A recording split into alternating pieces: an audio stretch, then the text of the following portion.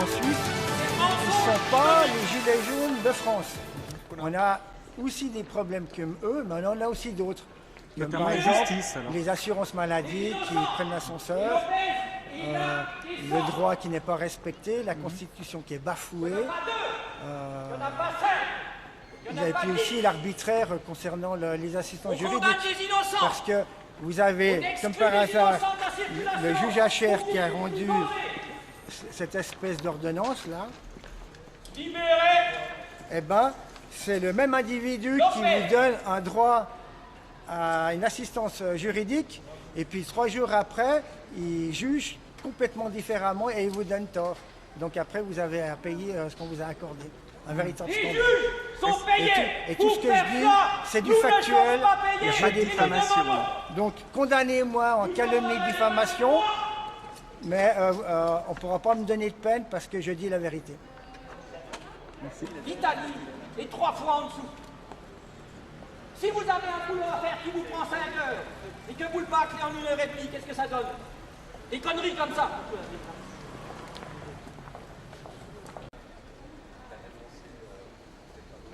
Citoyennes, citoyens, je m'adresse à vous pour vous informer que notre concitoyen Yann Lopez a disparu le 16 octobre de cette année. On ne sait pas où il est et ce qu'on lui reproche. Il faut savoir qui il est. Yann Lopez est un lanceur d'alerte. Il a dénoncé les dirigeants de la télévision suisse romande pédocriminels. Ça, c'est le retour de l'histoire. Parce que M. Journeau, procureur général du canton de Genève, doit rendre un service aux dirigeants de la télévision suisse romande qui ferment les yeux. Il y a quelques années, le M. Journeau a dû enquêter, il était forcé d'enquêter contre une banque genevoise pour lavage d'argent sale. Il était très indulgent. Et quelque temps après, il pouvait se permettre d'acheter 2 appartements de luxe, l'un pour lui-même et l'autre pour sa maîtresse. Voilà. Il doit quelque chose de retour aux dirigeants de la télévision suisse romande qui ont veillé que leurs journalistes ne commencent pas à enquêter la corruption de journaux. Merci. Mais oui, mais que c'est propre. Ah bah ça m'intéresse d'avoir. Pierre Pitet. Et je ne l'ai pas trouvé, parce que Alors, je suis Philippe Auberson, je suis l'homme de confiance de Yann Lopez pour une procédure civile qui s'est déroulée cet été et dont la décision que j'ai reçue hier. Autant vous dire que c'est un véritable scandale. Yann Lopez a affaire à des juges qui sont corrompus. Rien dans la décision ne correspond au procès verbal. Ensuite, 2 jours avant qu'il puisse déposer sa récusation auprès du juge Hacher, il a été enlevé par la police civile et menotté devant son domicile. Et depuis ce jour, nous n'avons pas de nouvelles de lui. Nous ne savons pas où il est ni pourquoi. C'est un véritable scandale. Est-ce que vous avez fait des démarches auprès de la police, auprès du procureur? Tout à fait. Donc dès que j'ai su qu'il avait été emmené par la police, j'ai fait des demandes de visite. La première, elle s'est soldée par un... En fait, elle est partie à la poubelle parce que les services ne sont même pas foutus de rediriger les courriers qui ne sont pas adressés au bon endroit. Ensuite, j'ai renouvelé ma demande de visite et je l'ai livrée moi-même au greffe du ministère public et je n'ai toujours pas reçu de réponse. Suite à ça, j'ai fait des téléphones au greffe du ministère public, toujours pas de réponse. Ensuite, j'ai écrit à la procureure en charge de Yann Lopez, qui s'appelle Madame Limor Diwan. Je lui ai écrit le 14 novembre. Je n'ai toujours pas de nouvelles. Suite à ça, quelques jours après, n'ayant toujours pas de nouvelles, j'ai écrit personnellement à M. Olivier Journeau, procureur général, le 25 novembre 2019. À ce jour, je n'ai toujours pas de nouvelles du ministère public. Qu'est-ce qu'ils ont à cacher? Ensuite, j'ai pourtant rappelé à M. Journeau d'instruire la procureure qu'il avait émis des directives qui ne sont même pas appliquées. C'est M. Journeau. Vous pouvez expliquer qui est ce M. Journeau? Alors, M. Journeau, en fait, c'est la personne, en guillemets, la plus puissante du canton de Genève, puisqu'il est procureur général. Et c'est marqué dans sa directive chiffre 17.3, les refus de visite sont communiqués avec une motivation très sommaire à un tiers. Je suis un tiers puisque je suis son homme de confiance. Eh bien, je n'ai toujours pas de réponse. C'est un véritable scandale. Ensuite, ça viole la Convention européenne des droits de l'homme. On ne peut pas interner des gens comme ça pour rien.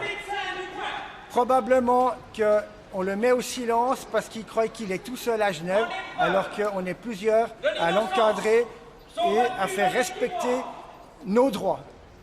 On a des constitutions à faire respecter, ce que ne fait pas le pouvoir judiciaire de Genève. Ensuite, concernant la procédure civile, il est clair que la justice couvre les pédophiles à Genève. Il n'y a pas photo. Quelques mois plus tard, il a pu se permettre d'acheter l'appartement de luxe. Un appartement pour lui-même et l'autre pour sa maîtresse. Maintenant, il était redevable aux dirigeants de la télévision suisse romande qui ont pris soin que leurs journalistes ne sont pas pu intéresser à la corruption du procureur général de Genève. Et aujourd'hui, Journeau rend l'ascenseur aux dirigeants pédocriminels de la télévision suisse romande en retirant de circulation le dénonciateur de leur pédocriminalité. Merci. Il est venu à la convocation et puis quand j'ai vu qu'il n'était pas accompagné, je me suis proposé de m'asseoir à côté de lui. Parce que moi j'ai aussi affaire avec l'article 28 et suivant du Code civil suisse, mais moi j'ai attaqué le journal 20 minutes qui m'a diffamé sur un article de journal le 6 et le 7 janvier 2019 qui dit que les Gilets jaunes genevois ont fait un gros flop alors qu'on n'avait aucun but devant nous mais d'aller rencontrer des personnes. Il n'y a pas une, des centaines. Dans le Jura, ce que je viens de vous raconter. Je ne diffame pas, je dis la vérité. Il n'y a pas de diffamation. Et les preuves sont portées devant le Haut Commissariat des droits de l'homme. En France, c'est 3200 qui sont mis en psychiatrie parce qu'ils sont porteurs de témoins, parce qu'ils sont porteurs de preuves. On les met en psychiatrie et pendant qu'ils sont en psychiatrie, on les condamne par contumace. Par contumace, ça veut dire sans avocat, sans présence, sans preuve. Et le jugement est rendu. Ça m'est arrivé. Le procureur, le juge, l'OPJ ont été condamnés 65 mois après, à 65 jours, 65 mois après, par le tribunal de grande instance de Paris pour violation de l'article 5.1 de la Convention européenne des droits de l'homme, privation de liberté sans fondement. La criminalité de certains dirigeants de la télévision suisse romande. Le 16 octobre, il a été retiré de circulation. On ne sait pas. Au sein de la télévision suisse romande.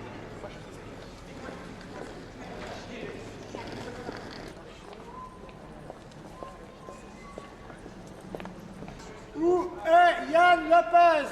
Ça fait 2 mois qu'on n'a pas de nouvelles de lui.